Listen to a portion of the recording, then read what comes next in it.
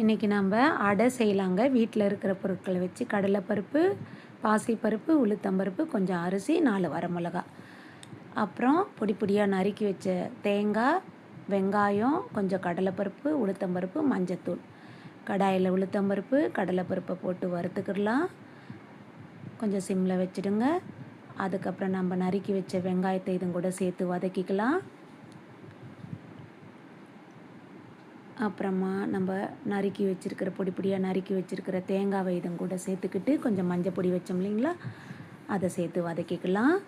அப்புறம் நம்ம எடுத்து வச்ச பருப்பு இதை எல்லாத்தையும் 1 மணி நேரம் 2 மணி நேரம் நல்லா ஊற வச்சு நைஸாக மிக்சியில் போட்டு அரைச்சி எடுத்துக்கலாம்.